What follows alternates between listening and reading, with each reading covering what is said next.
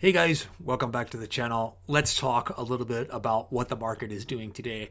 So I just looked at the market and it's actually up today, and I want to say it's time to be a little bit cautious here. I'm not even thinking about buying the dips right now because I think that the market is in price discovery right now and we're sort of looking for a bottom. The market is looking for how things should be accurately priced, and I think it's going to be a few weeks before we figure that out. So let's talk about what to do when we go through a market downturn. How are we going to survive? Now, one of the things that I hear every single recession, I realize a lot of the people who watch my channel are younger than I am and they've never been through a recession before, or they think that 2020 was sort of a normal market downturn. It wasn't. It was a little bit different than everything else. But the refrain that I hear every single recession is this time it's different. One of the things I can tell you is that it's probably not. I'm going to bring that up a little bit later on in the video as well. But this probably isn't different. The market will recover. It's just going to take some time to do so. And I don't even think that we've hit bottom yet. A lot of people are calling for something catastrophic to happen. I don't think that's what's going to happen. I think that this is just the end of a credit cycle. It's long overdue. We were heading for a normal sort of slow unwinding of that credit cycle. I think that's been accelerated a little bit by the actions of this current administration and all the talk of tariffs. So people are starting to look at what's going on in the economy and notice that there are holes in it, even though people have been screaming about this for the last 8 to 10 months or so. So the first thing that I think you should do, number one on your list, is have an emergency fund at this point. Now, you don't have to be as extreme as I am when it comes to an emergency fund, but in this case, I would suggest that you have at least 6 months of living expenses, everything you need to pay your bills, your basic bills, for the next 6 months. If you don't have an emergency fund, this may require you having to liquidate some of your stock portfolio. The reason that I am a little bit more cautious this time around is because of how messed up the job market is. It's not that there aren't jobs available, there are, but some of our highest paying sectors right now are seeing layoffs, and it's very difficult to get back into the industry. Just for example, I'm looking at software developers right now. There's a lot of very experienced people who are having trouble finding jobs. You're going through, 5, 6, 7, 8 rounds of interviews just to be ghosted. I think that this is basically just the new normal. It's going to take you longer to find a job. And part of that is the nature of being a software developer. Most software developers just aren't good, and they're actually a waste of money. And the only ones that are actually worth what you pay them are those sort of top tier guys, the top 10%. In my experience, the bottom 90% has not been worth what you pay them, no matter how little you pay them, because you end up correcting everything they do. So using your emergency fund right now for what it's defined as, just emergencies. Most people that I talk to right now, they've slowly eroded their emergency fund over the last couple of years because they just can't stand to see money being uninvested. And they think that they're going to be able to use something like a home equity line of credit as an emergency fund. That's generally not a good idea, but it may be even a worse idea if we see a decline in real estate prices. There are some real estate watchdog groups out there that think that real estate may be overvalued in the most extreme case to the degree of about 35%. I think it's overvalued, but not to that degree. But if we do see a decline in real estate prices, and right now I'm looking at the Dallas market and the Miami market, and there are a lot of available properties in those two markets, we could start to see a lot of declining prices there. If we see a generalized decline in prices in the area that you live in, your credit line, your home equity credit line, could be frozen due to dropping real estate prices. And it may happen at exactly the wrong time, like right when you lose your job. The one thing that everyone needs to understand is that no job is guaranteed. Your job doesn't love you. And especially if you work for a larger company. If you work for a smaller company, the owner would sacrifice some of their own earnings to keep you in a good job if you're a good employee. If you work for a larger company, like, it's not just that there's no guarantee of that. That's just a pipe dream to actually believe that. So no job is guaranteed. And I firmly think that we're going to see significantly higher unemployment here in the very near future. and it's going to take you longer to find a job than it has in the past.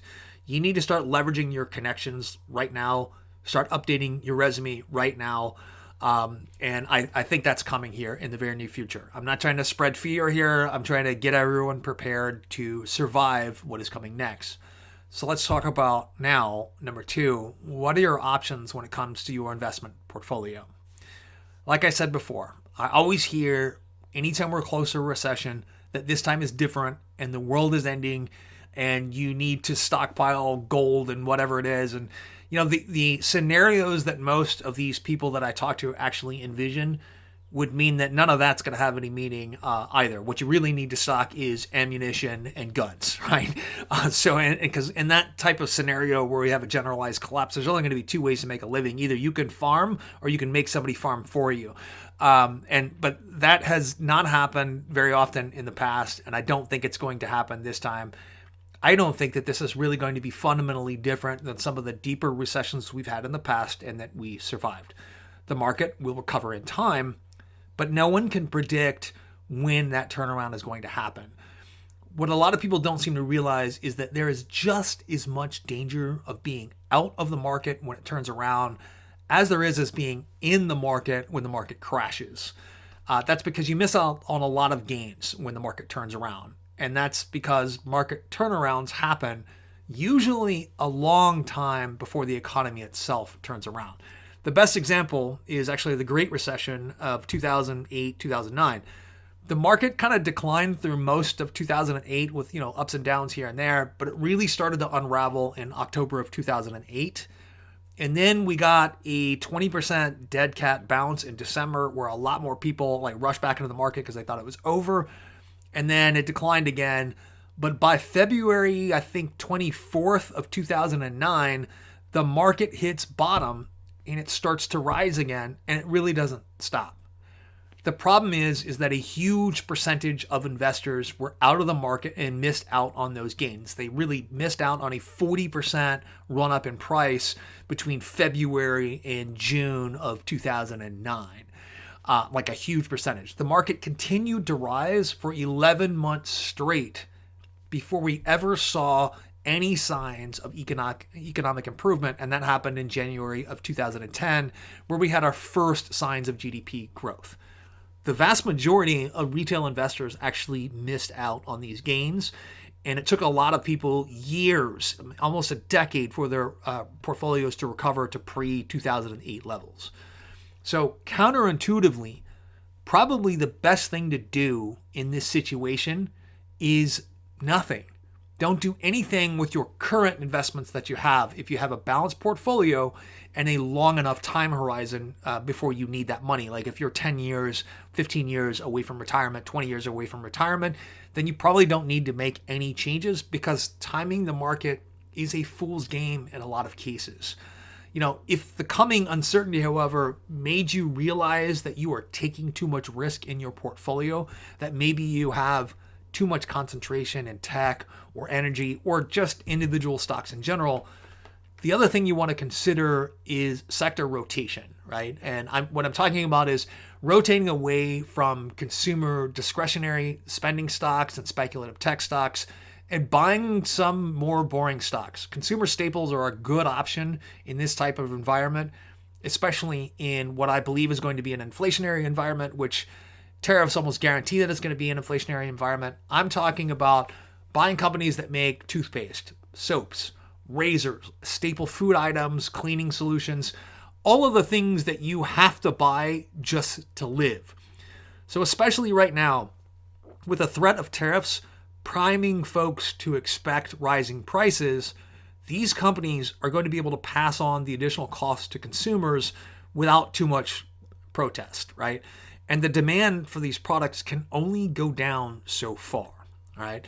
So another good option is financial stocks. Now, financial stocks tend to do well in a recession with a few notable exceptions, but this is not 2008. Banks are very different than they were in 2008. And banks have also had a very long time to prepare for the commercial real estate market to unwind. I would focus particularly on financial stocks that do a lot of debt refinancing. Now, This is not a first wave of the market crash type of investment. This is a second wave type of investment. There are going to be job layoffs and there are going to be credit defaults.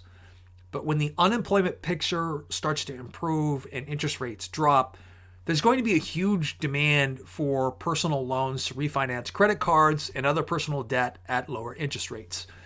People who've already lost their jobs or defaulted on loans are going to be shaken out of this market because their credit ratings are going to get destroyed. And that's all going to happen in the previous months. Those who remain are going to be a much better credit risk. Companies like SoFi, Upstart, and a few others that I just can't remember off the top of my head right now are probably going to do very well. SoFi in particular, with its banking charter, its low costs, and greater access to capital through its deposit operations, is probably going to clean up in this type of environment. I would avoid stocks right now, financial stocks right now, that are heavily invested in commercial real estate. Return to work is less about getting people back into the office and more about backdooring layoffs. No one involved in the commercial real estate industry right now thinks that return to office mandates are going to create a boom in commercial real estate. The third option we're talking about, so we talked about having an emergency fund. We talked about sector rotation. We talked about financial stocks. This third option is like super boring, but it's bonds. Bonds, 10-year treasuries or treasury funds might do really well in this type of environment. The 10-year treasury rate right now is 4.27%. As interest rates drop, the price of bonds is going to increase. If you buy a bunch of bonds or you buy a bond fund, you're going to enjoy those bond interest payments. Or if you actually own the bond itself, you're going to get that yield to maturity rate of 4.27%. You can collect those interest, and when those interest payments and when interest rates drop, the value of that bond can increase. You can sell that bond for a profit and reinvest as you see fit. Now, there are a lot of other ways to handle a market downturn, but that's all I'm going to cover today.